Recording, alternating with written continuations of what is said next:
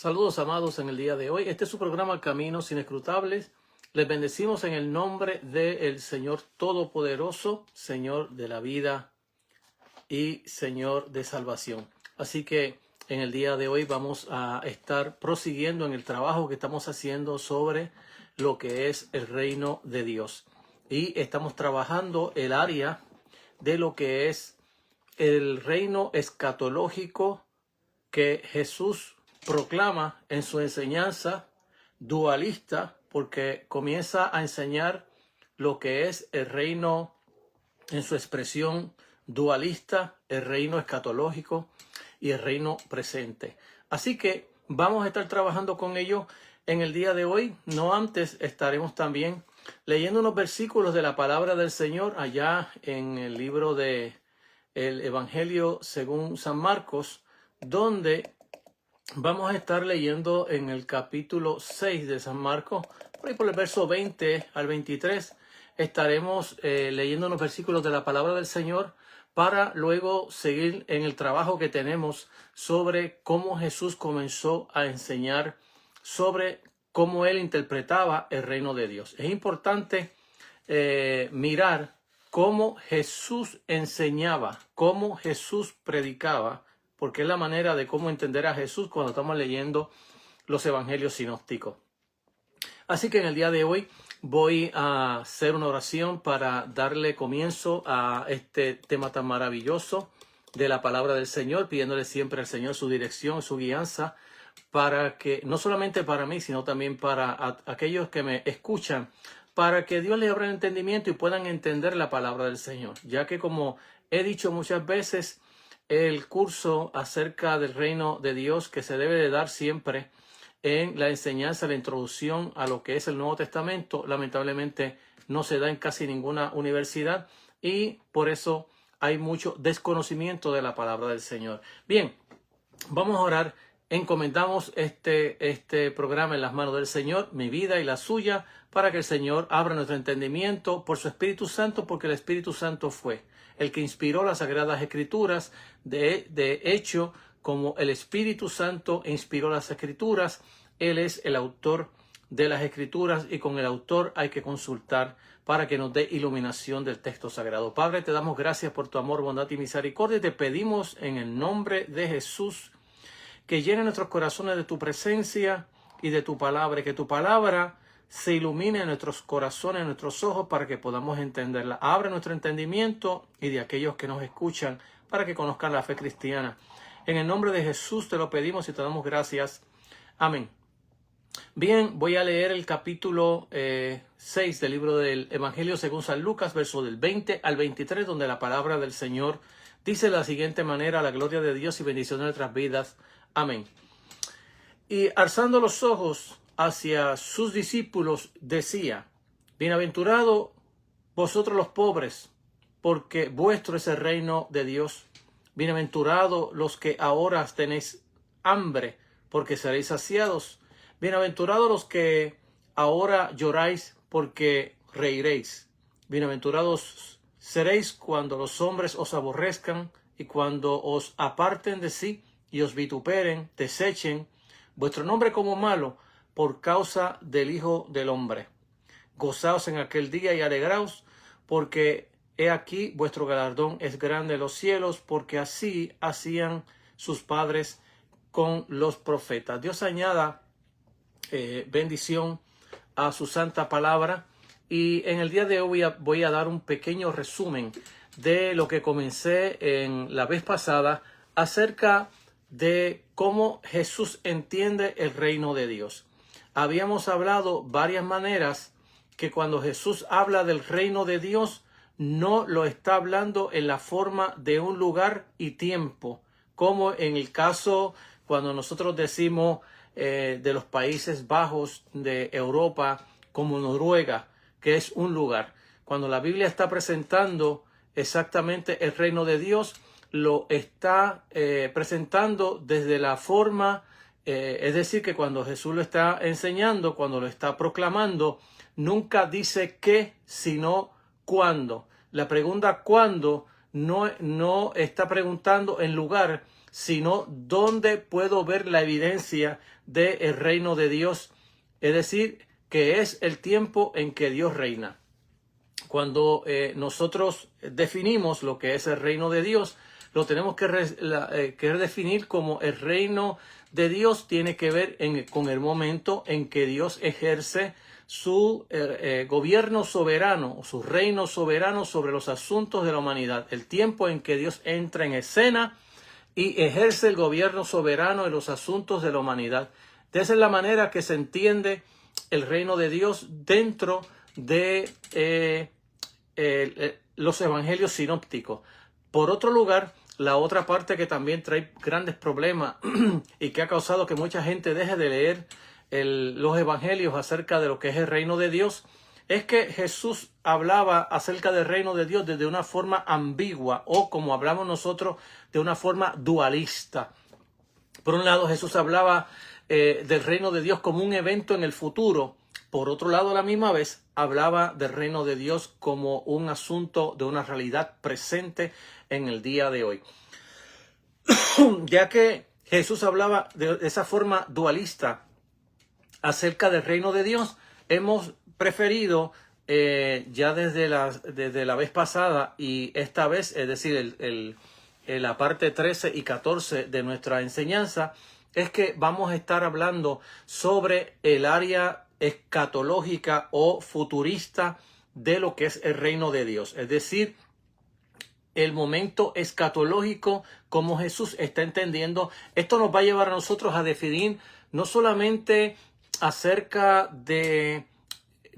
cómo Jesús está entendiendo el reino de Dios, sino que también lo vamos a entender desde la forma de cómo se entiende ahora todo el Nuevo Testamento, porque esto es lo que le va a dar exactamente la forma, la validez y la interpretación a todo el Nuevo Testamento. Si nosotros entendemos bien lo que es el reino escatológico, el reino como realidad presente en el día de hoy, podemos entender entonces cómo se interpreta todas las demás doctrinas del Nuevo Testamento, toda la demás enseñanza que Jesús habla del Nuevo Testamento. Entonces nos vamos a estar basando exactamente solo en aquellos pasajes donde la Biblia habla como el reino de Dios como un asunto escatológico. Así que vamos a estar tocando todos o casi todos, por así decirlo, los versículos, las enseñanzas de Jesús y parábolas donde Él está enseñando exactamente el reino como un asunto escatológico, es decir, que tiene que ver con el fin de los tiempos, que tiene que ver exactamente con el último día. Por así le podemos llamar el último día, el fin de los tiempos o el momento en que el reino de Dios se revela tal y como es. Es decir, cuando no solamente hoy está el reino de Dios como una realidad presente, pero oculta ante el mundo, pero una realidad vivida dentro del creyente. Pero vamos a verlo cuando Él aparezca y entonces veremos ese reino tal como la Biblia lo está enseñando, ese reino escatológico. Y para ello hemos tomado lo que son las beatitudes que vamos a encontrar en el libro de San Mateo. También Marco nos habla de ella, como también Lucas nos habla de ella. Vamos a estar tocando los versículos de Mateo capítulo 5, versos del 3 al 12, que son la antesala. Estas bienaventuranzas son las antesalas de lo que es el sermón de la montaña. Claro está, no tiene que ver directamente con el sermón de la montaña, porque no es parte del sermón de la montaña, sino que es el mensaje final glorioso de las beatitudes que van a tocar a los hijos de Dios en el último día. Pero es lo que le da la forma nueva más tarde a lo que son todas las enseñanzas catequíticas de lo que es el sermón de la montaña. Entonces, hablando de ella, allí en el capítulo 5 del 3 al 12 de San Mateo, vamos a estar tocando esos versículos y también estaremos tocando esos versículos que encontramos en Lucas capítulo 6, versos del 20 al 23. Entonces, como nosotros estamos tan acostumbrados a las bienaventuranzas de Jesús como una introducción, de hecho, al sermón de la montaña, que requiere un esfuerzo reconocer que las bienaventuranzas son una compilación tan importante como el propio sermón. La naturaleza peculiar de las nuevas bienaventuranzas como bendiciones declaratorias y reveladoras sobre el reino de Dios que tienen que ver con el final del tiempo, y los herederos las hacen especialmente adecuadas para encabezar el resumen catequético de la vida bajo la soberanía de Dios que nos presenta, de hecho, el Evangelio de Marco. Entonces, de ahí estaremos nosotros mirando el énfasis ético de esa bienaventuranza. Estoy ahí en el capítulo 5, del verso 7 al 6, donde Jesús proclama una tras otra de las bienaventuranzas. Puede encontrarse también en introducciones de Jesús registradas en otros lugares, como ya dije, la bienaventuranza pronunciada sobre los misericordiosos, que se encuentra en el verso 7 de ese capítulo 5 de Mateo. Las voy a leer por encima para ir luego sobre ellas y explicándolas. Bienaventurados los pobres en espíritu, porque de ellos es el reino de Dios. Bienaventurados los que lloran, porque ellos recibirán consolación. Bienaventurados los mansos, porque ellos recibirán la tierra por heredad. Bienaventurados los que tienen hambre y sed de justicia, porque ellos serán saciados. Bienaventurados los misericordiosos, porque ellos alcanzarán misericordia. Bienaventurados los de limpio corazón, porque ellos verán a Dios. Bienaventurados los pacíficos, porque ellos serán llamados hijos de Dios.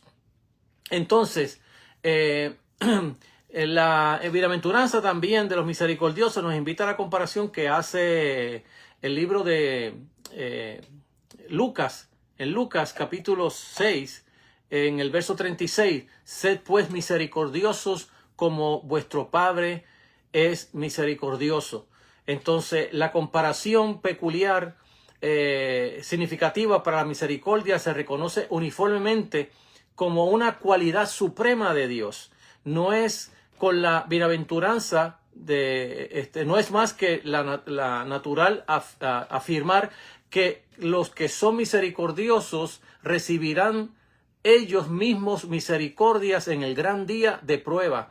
Lo mismo ocurre, de hecho, en la bienaventuranza del capítulo 9 que leímos.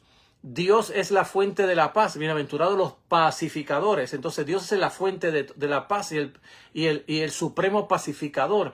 Y los que promueven la reconciliación entre sus hijos, promueven así la semejanza de Dios como hijo suyo. La bienaventuranza del versículo número 8 expresa el principio fundamental por el que vivía Jesús, el principio que enfurecía de hecho a los adversarios, a saber que la auténtica pureza, es decir, cuando la Biblia dice bienaventurados los puros, ¿verdad?, de corazón, que ellos verán a Dios. En esta parte la pureza o santidad no es una condición externa, como así la presentaban siempre los fariseos mediante la observancia de leyes cúlticas de limpieza e impureza, sino que es más bien del hombre manifestada en palabras y en obras, como indica también la controversia descrita en el capítulo 7 del 1 al 23 del libro de San Mateo, que no la voy a leer porque sería sumamente larga para poder, y estoy tratando de hacer una comparación de cómo estas bienaventuranzas están tocando otras partes de las Sagradas Escrituras, de los propios evangelios, como también de los profetas del Antiguo Testamento, y esto nos ayuda a entender que Jesús nunca se desligó de la enseñanza acerca del Antiguo Testamento y los profetas, sino que tenía una continuación dentro de ella, especialmente la expectativa profética que había en los profetas de Dios, que habían de hecho ya pronunciado estas verdades de la palabra del Señor, que son escatológicas, pero que ya ellos la habían pronunciado en las profecías del Antiguo Testamento. La relación de estas bienaventuranzas con las profecías consoladoras de Isaías, peculiarmente el capítulo 61 y 58 del libro de Isaías, sugiere que, al igual que los profetas, que las profecías de Isaías se dirigía a un pueblo, las bienaventuranzas de Jesús sobre los pobres, los hambrientos, los afligidos, se dirigía a un único grupo de personas, que en la Biblia también se le llama los pobres. Lucas parece haber tenido en mente a los necesitados de la sociedad sin calificación. Por otro lado, Mateo los caracteriza como necesitados en un sentido de espiritual. Es decir, que por un lado, Lucas está mirando a los marginados de la sociedad. Marcos está mirando a aquellos que tienen necesidades espirituales. La presentación de Lucas está en armonía con el conjunto de la religión y la historia, de hecho, del propio pueblo de Israel, y con la herencia religiosa de los vecinos semíticas de Israel. Esa es la gloria de Dios, es decir, la del rey como el representante, cuidar de los pobres.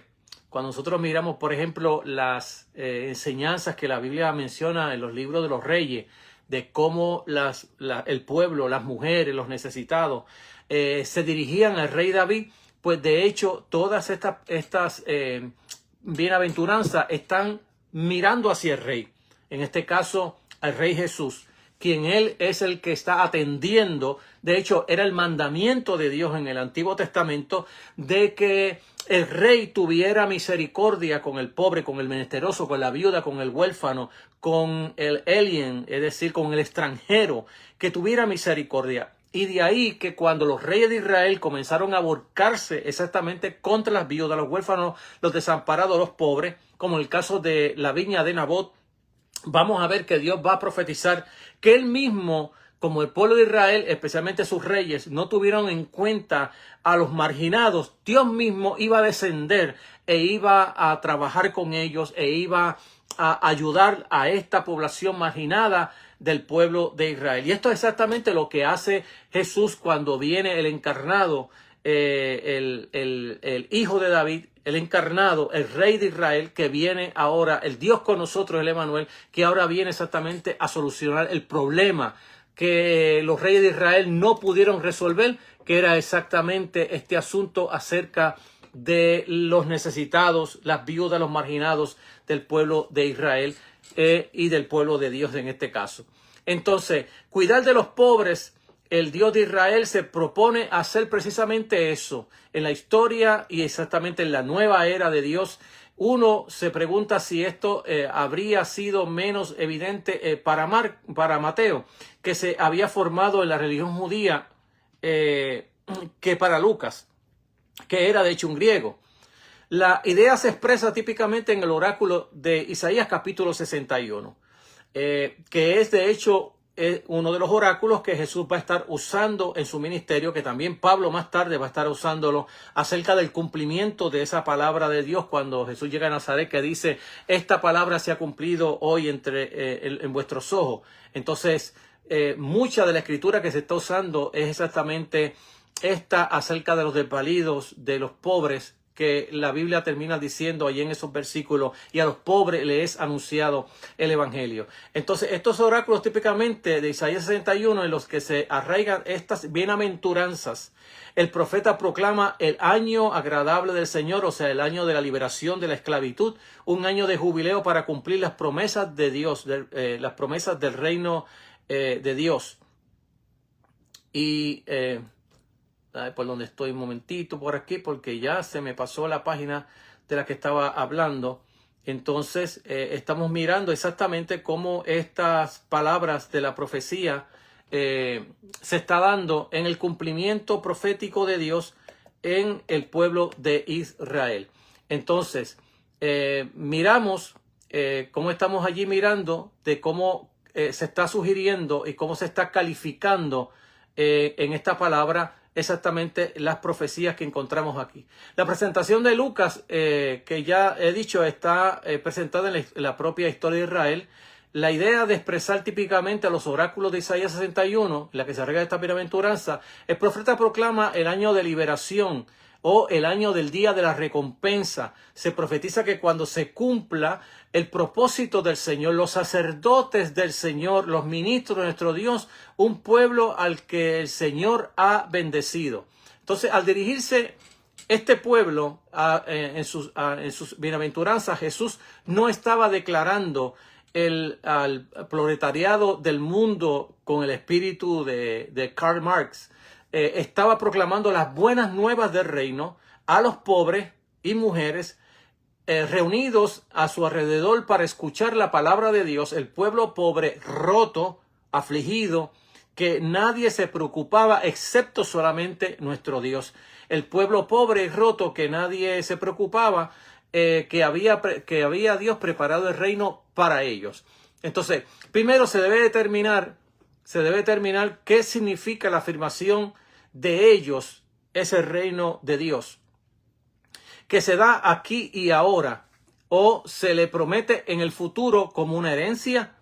El resto de las bienaventuranzas describen la recompensa futura para los bienaventurados. Por ejemplo, serán consolados, heredarán la tierra, serán saciados, obtendrán misericordia, verán a Dios, serán llamados los hijos de Dios. Vuestra recompensa es grande en los cielos. Si se quiere entender la intención que se debe reconocer en estas expresiones que se exponen aquí en la perspectiva de la gloria futura del pueblo de Dios, la observancia de un pagano hecha por Rabbi Meir sirve para ilustrar dónde recae el acento de la bienaventuranza de Jesús. El nuestro es este siglo, el vuestro es el venidero. El mismo acento está implícito en los dichos de Jesús relativo a los niños, a saber, de los tales es el reino de los cielos, Mateo capítulo 19, verso 14. Lo que equivale a decir que el reino de Dios es de ellos cuando el reino aparezca.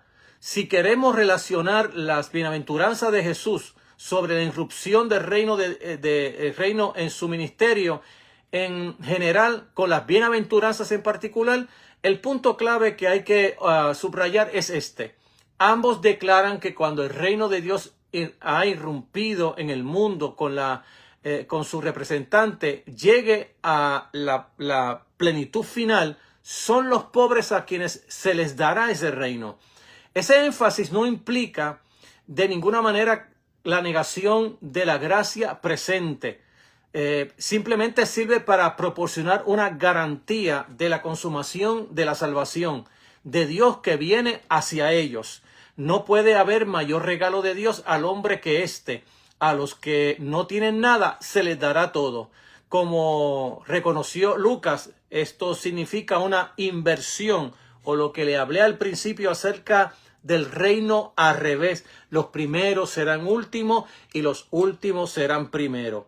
Dios va a atender a los pobres y darle, como decimos nosotros, atención y derecho a quienes hoy no tienen derecho en el mundo. De eso se trata el reino de Dios, donde hay una inversión de valores en el reino de Dios. Mientras la mayoría de la cristiandad de Occidente ha tenido la costumbre de pensar en el cielo como el lugar en que están destinados para los hijos de Dios, Jesús hace sorprendentes afirmaciones de que los pobres, los mansos, van a poseer la tierra. Esto concuerda con la tradición profética y apocalíptica casi en su totalidad que encontramos tanto en el Antiguo Testamento como en la apocalíptica judía. Entre los judíos, consolador, porque ellos serán consolados. La palabra consolador era uno de los nombres que se le daba al Mesías. Y consolación era de hecho uno de los dones del Mesías hacia los pueblos. La frase la consolación de Israel, utilizada en el libro de Lucas capítulo 2:25, es una descripción inclusiva del reino de Dios. Para los judíos significaba nada menos que la resurrección de entre los muertos. La consolación que se concede a los dolientes es pues que el don de Dios, del reino de Dios con todas sus bendiciones que son para los hijos de Dios, o que también la llama la Biblia para los pobres. Entonces, al traducir la bienaventuranza, reiréis, cuando dice bienaventurados los que ahora sufren, porque después reiréis, que lo expresa Lucas en el capítulo 6, verso 21, haya sido limitado un enfoque a los aspectos de la salvación. A menudo se piensa que esta versión recuerda aquel Salmo 126, verso 1, en la que la risa constituye una expresión de alegría deliberante por la liberación efectuada por el Señor, cuando incluso las naciones señalaron los notables actos del Señor del favor de Dios sobre Israel. Este matiz puede estar también implícito en la redacción de las bienaventuranzas de Lucas. Los pobres dolientes de Dios verán invertidas las lágrimas en risas de alegría por la intervención del Señor. Esta es una característica de la profecía antigua y nueva, de hecho, del libro de Isaías, capítulo 25, verso 8, y en Apocalipsis, capítulo 21, verso 4. Recuerde que allí en Apocalipsis 21, verso 4 dice que allí no habrá lágrima, no habrá dolor, no habrá enfermedades, no habrá nada de estas cosas negativas que encontramos, profecías que vamos a encontrar en Isaías capítulo 25, verso 8. Si nosotros no tuviéramos hoy el libro de Apocalipsis para leerlo, toda la profecía que encontramos para la escatología bíblica, para el tiempo del fin, la vamos a encontrar de hecho en todos los profetas del Antiguo Testamento. Y la vamos a encontrar de hecho en los 3 evangelios sinópticos, donde Jesús va a expresar aquellas cosas del fin que van a tocar a los hijos del Señor. Entonces no es nada nuevo, ni es de hecho de una importancia trascendental que hoy nosotros tengamos el libro de Apocalipsis, porque lo que encontramos de hecho en los últimos 2 capítulos del libro de Apocalipsis no es nada nuevo en el texto sagrado, porque ya lo estamos viendo desde el Antiguo Testamento hasta exactamente los evangelios. Entonces, a las bienaventuranzas que promete felicidad a los pobres, a los tristes, le sigue una bienaventuranza similar respecto a los que tienen hambre, a los hambrientos y sedientos. Ya hemos observado las bienaventuranzas similares respecto a los hambrientos y sedientos, y la versión de Lucas mantiene la bienaventuranza dentro de la órbita, de hecho, de la profecía de consolación que vamos a encontrar en Isaías capítulo 58 y capítulo 61. El añadido de Mateo de la bienaventuranza aporta una ampliación interpretativa del mismo espíritu que los añadidos que encontramos en los versículos 3 y 10 del capítulo 5 del libro de San Mateo. Entonces, sobre la base de la lectura más corta, la promesa dada a los hambrientos y sedientos es muy pertinente. Serán saciados. Se refiere a la saciedad que el Señor asegurará en la fiesta del reino de Dios. Una de las cosas bien importantes que vamos a encontrar dentro del reino escatológico del Señor, cómo el Señor está presentando ese reino escatológico, es que en el reino escatológico del Señor va a haber un tiempo en el que el Señor le llama a ese tiempo, que es el tiempo del último día, o el tiempo en que el reino de Dios será establecido en la tierra, y que en ese reino va a haber un gran banquete. Ese gran banquete lo vamos a ver de hecho en el capítulo 8 de Mateo, lo vamos a ver en la multiplicación de los panes y los peces, lo vamos a ver en los banquetes que Jesús tiene con los pobres, con los necesitados, con los pecadores. Y ese banquete luego lo vamos a hablar en el capítulo 19 del libro de Apocalipsis, donde nos habla de la fiesta de la cena del Señor. Todo esto que es promesas escatológicas para el día final, la estamos encontrando de hecho en el ministerio de Jesús. Por eso es que cuando nosotros miramos el reino de Dios, tenemos que mirarlo en esta dualidad en la cual Jesús está explicando el reino de Dios. Desde un lado lo está hablando escatológicamente, desde otro lado una realidad presente en la vida y ministerio de Jesús. El paradigmático Isaías capítulo 25, 6 describe la abundancia de provisión que se hará en ese día, en ese gran día del Señor. Aunque el lenguaje del profeta pretende evocar menos una imagen del vientre lleno que de un deleite imaginable, la acción bondadosa de Dios en ese día del Señor hará que toda la tierra lo conozca, vencerá la muerte, desterrará la tristeza. La fiesta del mundo es, pues, una imagen de felicidad sin límite en la presencia del Señor. Qué apropiado es, pues, tal bienaventuranza en los labios de aquel que, como mediador del reino, como el que trae el reino, como el que inicia el reino y como el que va a darle finalidad a ese reino, ministró a los pobres y a los marginados. La interpretación de Mateo de la esperanza tiene un contenido muy similar.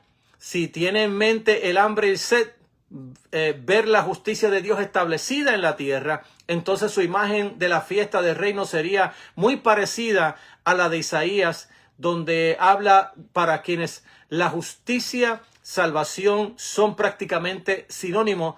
Por ejemplo, ve allí los capítulos 45 del 22 al 25 de Isaías, capítulo 46, verso 12, en el capítulo 61, verso 10 y 11, y capítulo 62, verso 1 y 3. Si su intención era sugerir que la adquisición de la justicia personal es la llave sin la cual nadie verá el reino de Dios, Mateo capítulo 5, verso 20 y capítulo 6, verso 33, entonces habrá estado pensando en la felicidad de la fiesta en los términos de alegría de estar en la presencia del Señor, tal como se expresa en el Salmo 17, verso 15, cuando dice: en cuanto a mí, contemplaré tu rostro en justicia.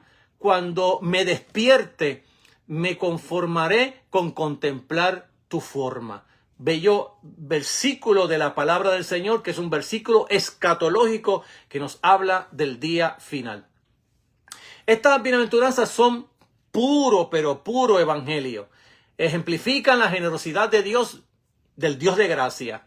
Al igual que las tres bienaventuranzas que encontramos en Mateo capítulo 5, del verso 7 al 9, no hay en ella ninguna sugerencia de quid pro quo, es decir, de lo que las cosas que sustituye a algo equivalente o que recibe como recompensa de lo suyo. En el juicio final, como si los misericordiosos, puros, los pacíficos, pudieran reclamar alguna aprobación de parte del Todopoderoso, de parte del Todopoderoso, o un lugar de privilegio en el reino de Dios sobre la base de mérito. Sin embargo, hay una diferencia de acento en estas bienaventuranzas.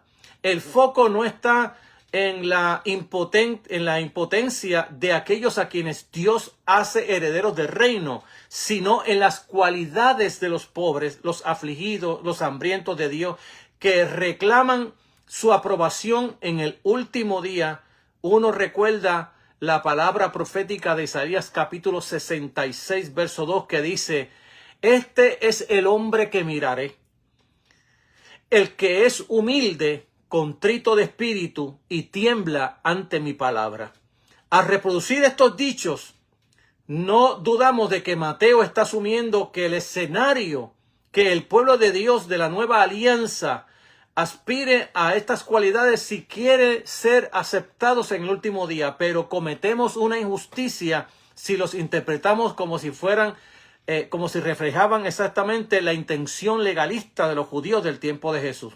Estas bienaventuranzas escarnan el espíritu del Sermón de la Montaña y están en armonía con las enseñanzas de Jesús dadas en otros lugares sobre la entrada en el reino de Dios, como Mateo capítulo 5, verso 20, capítulo 7, verso 13 al 27, Marcos 10 del 13 al 27, y Marcos capítulo 12 del 28 al 34. La felicidad de los misericordiosos se menciona en primer lugar. En términos que emplea Mateo, se usa en el Antiguo Testamento, en el griego, para traducir la palabra clemente, que los escritores del Antiguo Testamento aplicaban exclusivamente a Dios, con la excepción de hecho del Salmo 112:3, que expone una bienaventuranza sobre el hombre que teme al Señor y que, como Él, es clemente, compasivo y generoso. El espíritu de este salmo se reproduce, de hecho, en los dichos rabinos, en los dichos de los padres de la iglesia. Se dice que la misericordia es el signo del verdadero judío. Quien es misericordioso con los hombres pertenece a la semilla de Abraham, y quien no muestra misericordia no pertenece a la descendencia de Abraham. Cuando nosotros miramos, de hecho, el Sermón de la Montaña, lo que estamos viendo es esa parte ética de la vida cristiana ante la soberanía de Dios, ante el Dios soberano en el cual el cristiano se somete para vivir bajo el Espíritu de Dios, como nos dice nosotros en el libro de Romanos capítulo 8, bajo el Espíritu de Dios. Es decir, estamos hablando de personas a las cuales Dios ha calificado o Dios ha comunicado sus atributos comunicables. Él les ha comunicado aquellos atributos que son comunicables de Dios. Es decir, la misericordia, el amor, la paciencia, la bondad. Es decir, todo lo que refleja aquellos atributos que Dios puede comunicar al hombre.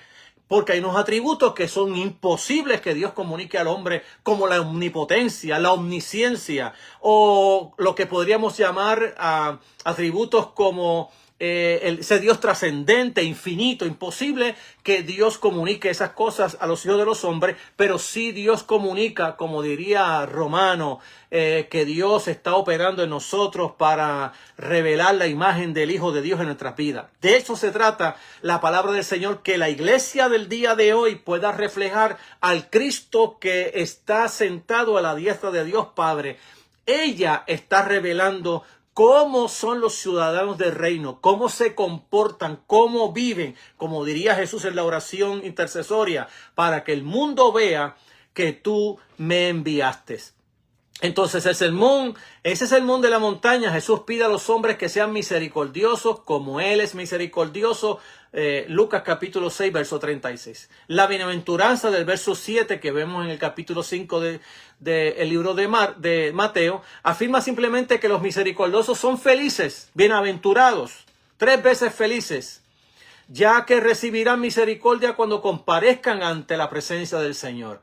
Esta misericordia no representa simplemente la absolución en el tribunal de Dios, sino el veredicto de la gracia a la entrada del reino de Dios. Es que cuando nosotros estamos mirando lo del reino de Dios, estamos mirando de que cuando yo me muera me voy para el reino de Dios. De eso no se trata la Biblia. La Biblia no dice que cuando tú te mueras tú te vas para el reino de Dios. La Biblia no habla nada de esas cosas. Lo que nos está hablando la palabra de Dios es que desde que hemos creído, hemos sido trasladados del reino de las tinieblas al reino del Hijo amado Jesús, nuestro Señor y bendita esperanza. De eso se trata en la Sagrada Escritura. Nunca se habla de que la iglesia se va para el cielo. Lo que se habla es que el cielo viene a la tierra. De ahí la oración que Jesús nos manda hacer, de la cual ni caso hacemos. Aquella oración que encontramos cuando los discípulos dicen al Señor, enséñanos a orar, y que Jesús les va a decir, ustedes van a orar de esta manera: Padre nuestro que estás en los cielos, santificado sea tu nombre, venga a nosotros tu reino. Como dice la Biblia, los mansos heredarán la tierra. Nunca dice que heredarán el reino de los cielos o que reinarán el cielo, sino que heredarán la tierra, y que el único rey del cielo es Dios. Cuando nosotros miramos esta circunlocución que encontramos en el Nuevo Testamento de que el cielo aquí, cielo allá, que si tu recompensa en el cielo, y que vamos a ver parábolas como la del hijo pródigo cuando dice he pecado contra el cielo y contra ti, lo que se está refiriendo es aquel que está sentado en el cielo, que los judíos no les gustaba de ninguna manera mencionar el nombre de Dios, pues ellos evitaban ese nombre usando lo que es el que habita en el cielo, o el reino de los cielos, para no decir el reino de Dios, que es lo mismo. Reino de Dios y reino de los cielos en la Biblia es lo mismo. Está hablando de lo mismo, del rey que está en el cielo, es el único que reina sobre la tierra. Él es el rey del cielo, es el reino de los cielos o es el reino de Dios. Esto es todo lo que encontramos nosotros en el Nuevo Testamento. Nunca se está hablando de que la iglesia se va para el reino de los cielos como un lugar. Como ya definí esto, lo que se está hablando aquí del reino de Dios es el momento en que Dios ejerce su soberanía sobre los hijos de los hombres o sobre toda la humanidad. De eso se trata el reino de Dios aquí y ahora. El reino como una realidad presente y el reino como una realidad futura, o reino escatológico. Lo que está hablando es cuando el Señor aparezca, que Él va a estar con nosotros aquí en la tierra. La tierra será transformada y los hijos de los hombres también serán transformados. Como diría el apóstol Juan, en su tercer capítulo, ya somos hijos de Dios, pero todavía no se ha manifestado que somos, ya somos, ya sí, pero todavía no. Porque sí, ya somos hijos de Dios, pero todavía no se ha revelado lo que vamos a hacer.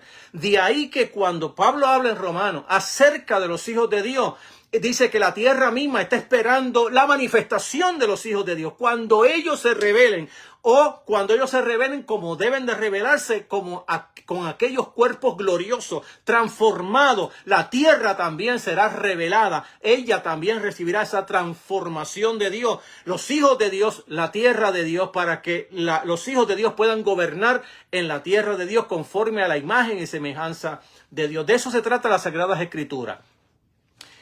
Encontramos allí tal es ese significado en Mateo capítulo 25 del 31 al 46. Aquellos que muestran piedad en la acción para el alivio de los necesitados son bienaventurados en el reino preparado para ellos, mientras que aquellos que no muestran misericordia hacia los necesitados serán excluidos del reino de Dios. La felicidad de los puros de corazón podría haberse atribuido originalmente no solo a los puros. Mateo puede haber añadido la palabra de corazón para aclarar el significado, como añadió las palabras de espíritu en la primera bienaventuranza. Sin embargo, la mayoría de los estudiosos están en acuerdo de que la frase más larga debe mantenerse.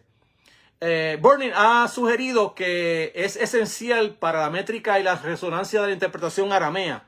La opinión generalizada es que en la bienaventuranza refleja respuesta del salmista a la pregunta: ¿quién subirá al monte del Señor y quién estará en su lugar santo? Salmo 24, verso 3, el que tiene las manos limpias y de corazón puro. No solo aparece aquí en la frase, en la Septuaginta, sino que también la bendición escatológica dentro de la bienaventuranza se anticipa en el Salmo. Recibirá la bendición del Señor y la vindicación del Dios de salvación.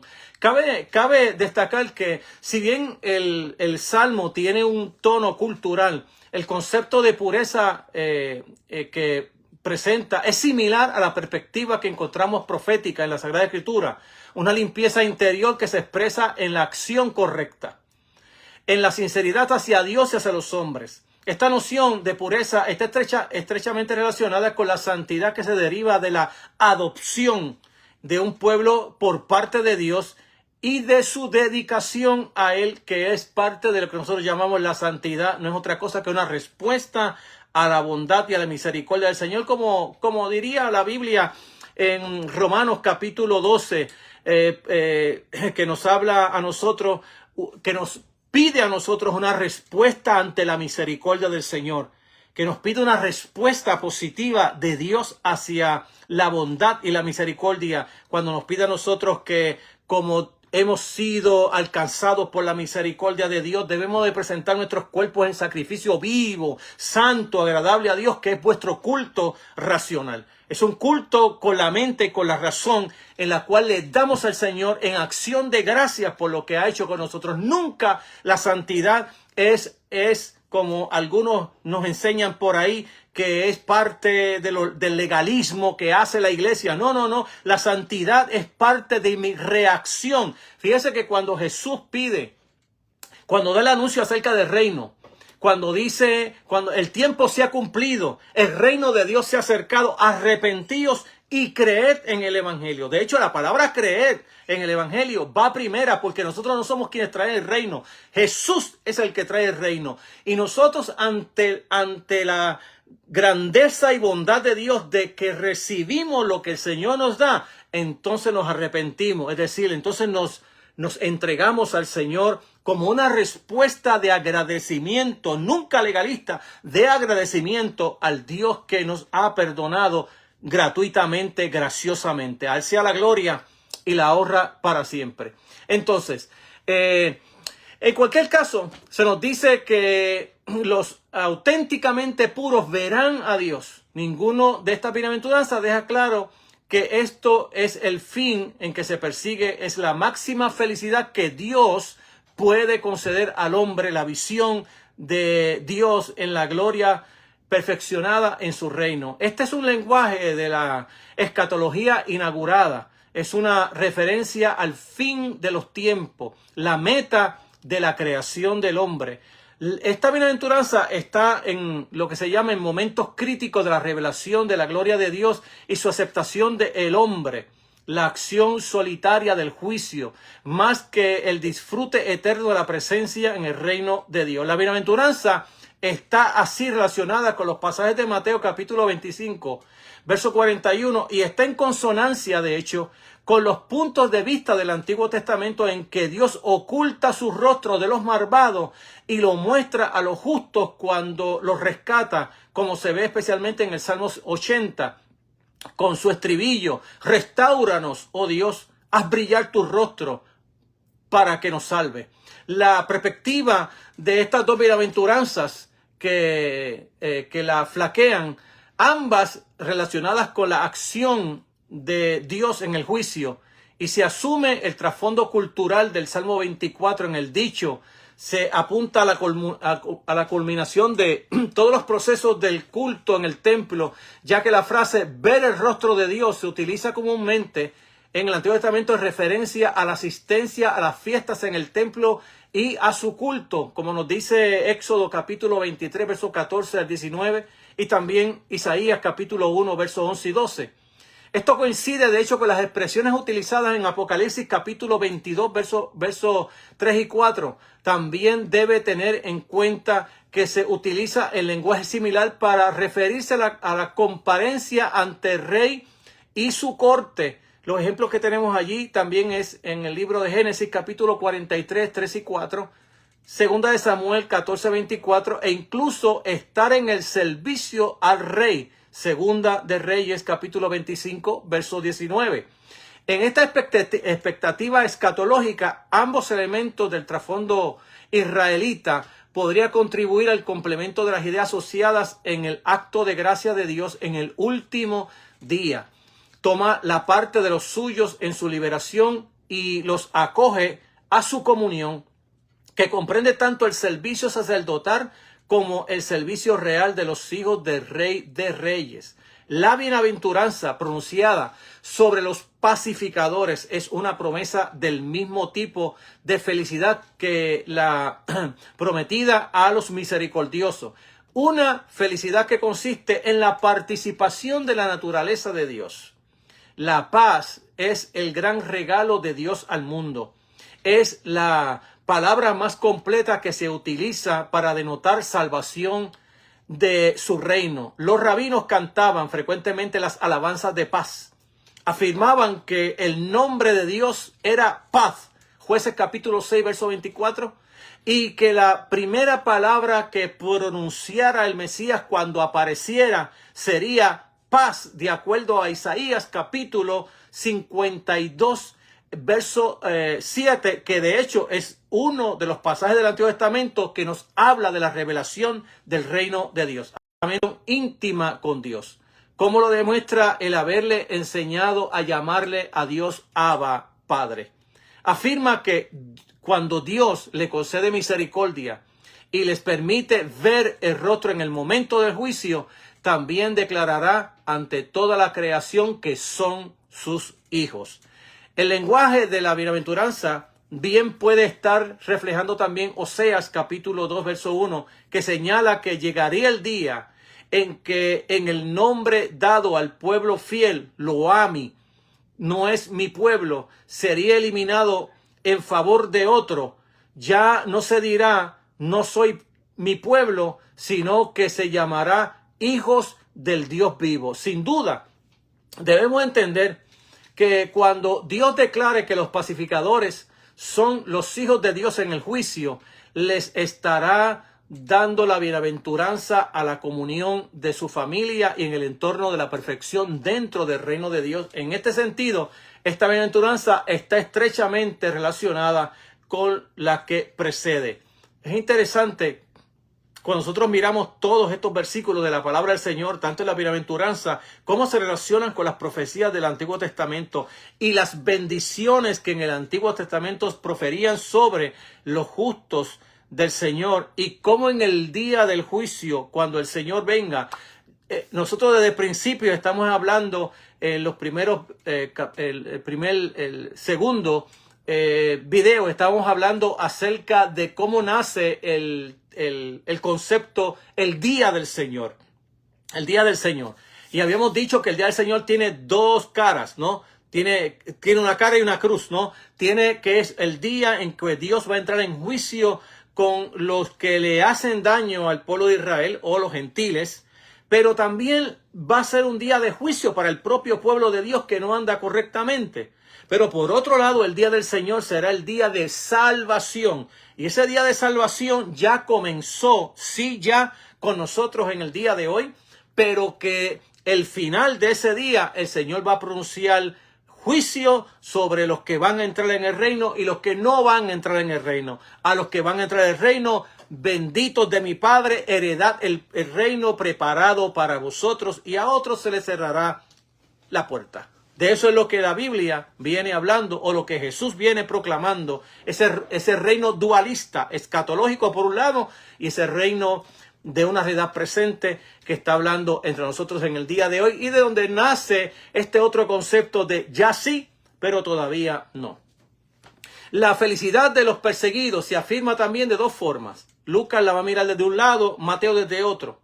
La forma más corta está en el verso 10 de Mateo, 5:10, y la otra, que es más larga, está también en los versos 11 y 12, Mateo 5. Si bien Mateo parece haber sido responsable en la dicción del verso 6, es incierto que sea igualmente responsable del 10.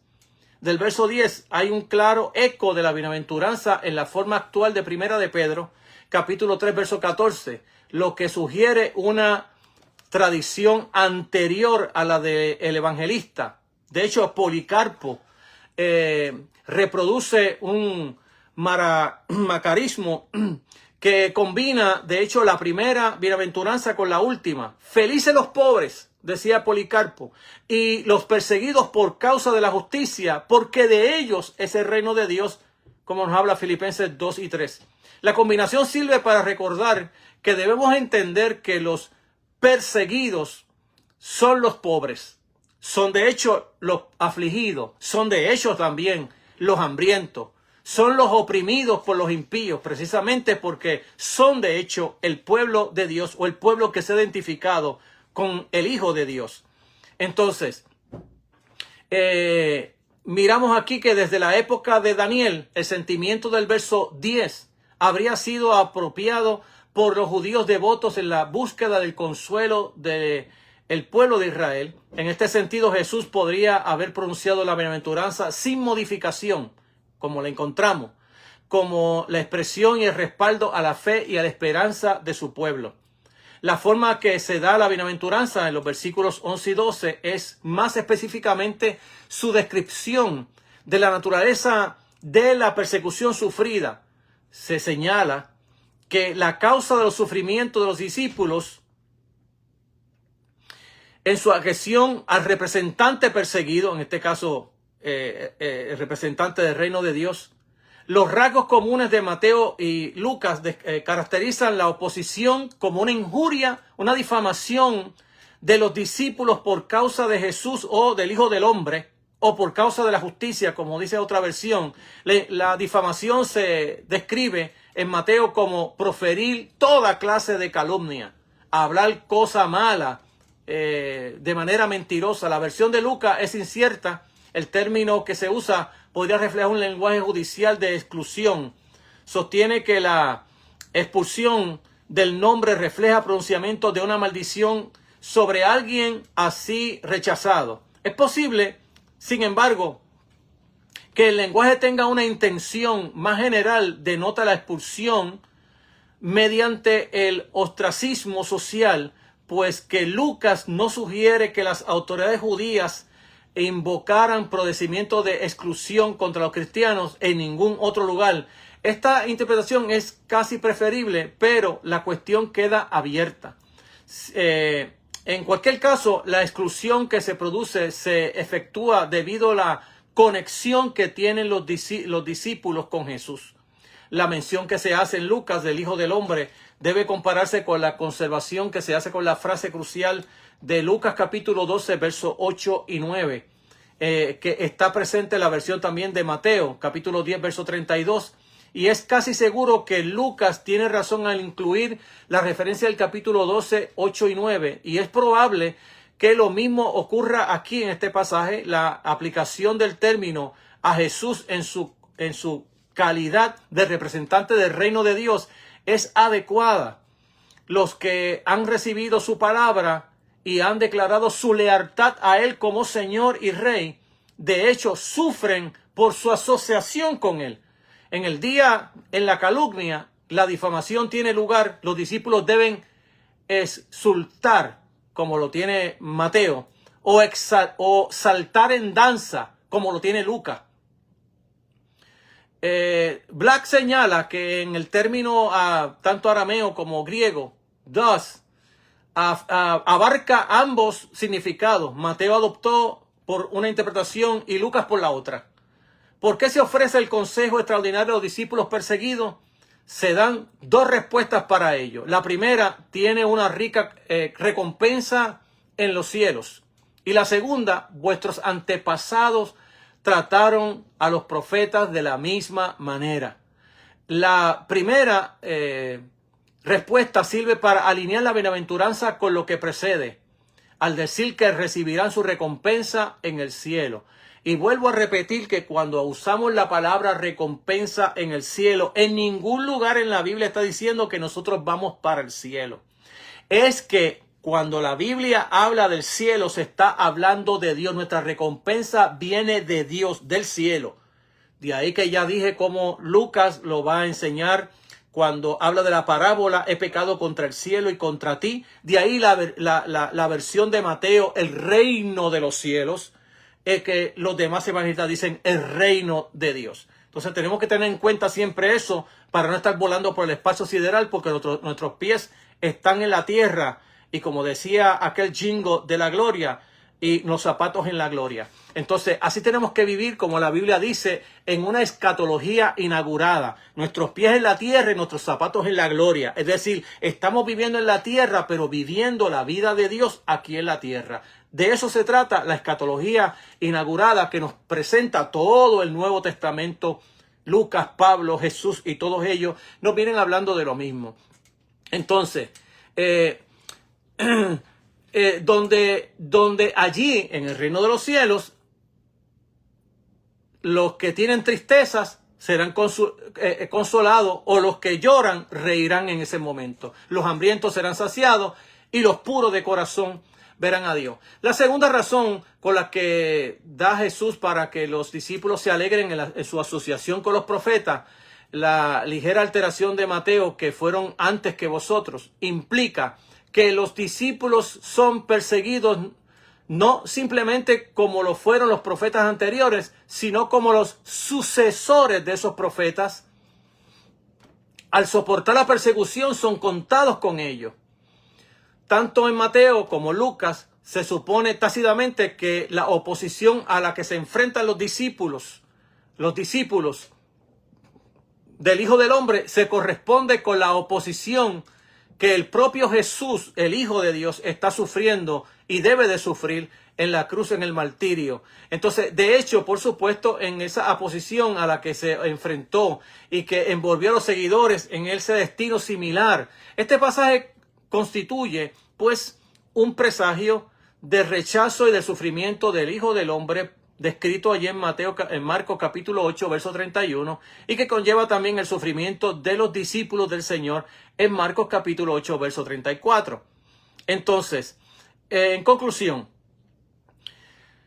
vemos que las bienaventuranzas de Jesús, el anuncio de las buenas nuevas del reino de Dios a los pobres, es evidente de que este anuncio inspira al pueblo de Dios a seguir en el camino de la fe y la esperanza. Le hace tan solo Apocalipsis.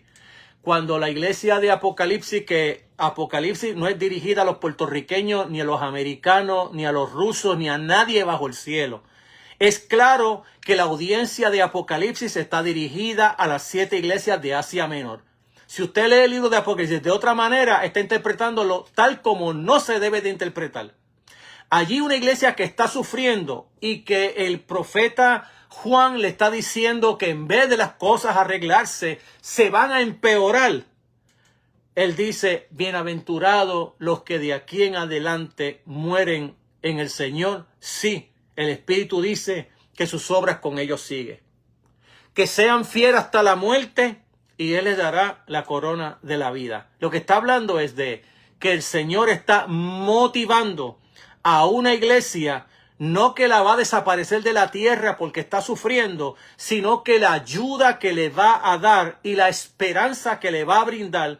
Cuando la Escritura dice allí en ese libro maravilloso de Apocalipsis, los reinos del mundo han venido a ser de nuestro Señor y de su Cristo, que a pesar de que Roma es el que está gobernando y tienen allí un rey títere gobernando y los hace sufrir, no tengan temor porque el que estoy a cargo de toda la creación soy yo, porque los reinos del mundo han venido a ser de nuestro Señor Jesucristo y Él ha vencido. Entonces, esa es la esperanza que tiene la iglesia en el día de hoy ante el sufrimiento de la iglesia sufrida en muchos países del mundo, especialmente en Oriente, porque en Occidente la iglesia no quiere sufrir. La iglesia tiene en el Occidente, la iglesia tiene, ¿cómo le podemos llamar eso? La iglesia tiene una expresión de que ella ha nacido en un lugar privilegiado, de que ella predica para de sufrir y que ella no tiene por qué sufrir. Así que busco aliarme con los gobiernos del mundo del día de hoy, con los presidentes del día de hoy, para hacer leyes, para que proclamen que la fe cristiana y que la religión sea oficial para todos Estados Unidos, porque aquí nadie quiere sufrir. Pero vemos a la iglesia sufriendo en otros países del Medio Oriente y del Oriente. Vamos a ver gente matándolas todos los días, muriendo por el bien, por la causa del Señor, mientras que la iglesia de Occidente lo que quiere es para de sufrir. Y si tengo que sufrir, Señor, llévame, desaparéceme de este mundo porque yo no quiero sufrir. Esta es la iglesia acomodada de Occidente que no le interesa sufrir para nada y que sufren los que están por el lado allá, pero nosotros no vamos a sufrir para nada. Este es el evangelio barato que aquí se predica en el Occidente. Entonces, sin embargo, el énfasis principal de ellos es que la gracia que se concede al pueblo de Dios, al ser contado entre los herederos del reino de Dios, la preocupación de Mateo por llamar la atención sobre el atractivo ético de la bienaventuranza no subvierte el elemento de la gracia que brilla desde las primeras hasta la última bienaventuranza. Aunque el anuncio esté estrictamente en armonía con la esperanza escatológica del pueblo de Dios de la alianza, adquiere poder y autoridad a través de quienes lo declaran. Solo en la última bienaventuranza se hace una referencia al proclamador, pero eso es crucial, es el Hijo del Hombre al que se le da el reino y por el que viene.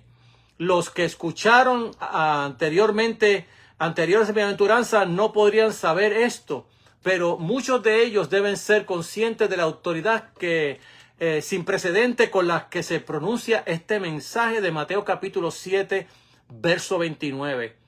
Algunos, por lo menos, recorrieron el camino que va desde la recepción de la bienaventuranza hasta la recepción de la última, y así han llegado a creer que la salvación de la que habla la bienaventuranza se había iniciado en la acción redentora del Mesías del reino de Dios.